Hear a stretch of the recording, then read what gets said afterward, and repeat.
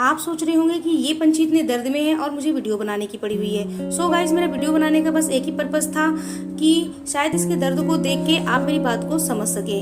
Guys, जब आप पतंग उड़ाते हैं तो जो उसका मांझा होता है, आप उसको कृपया इधर उधर ना फेंकें, क्योंकि वो मांझा ही है जो इनके पैरों में फंस के इन्हें बुरी तरह घायल कर देता है। सो आपसे रिक्वेस्ट है कि मांझा हमेशा डस्टबिन में ही फेंकें। और अगर मेरी बात आपको सही लगे तो वीडियो को और आगे शेयर कीजिएगा, जिससे और लोग मोटिवेट हो सके।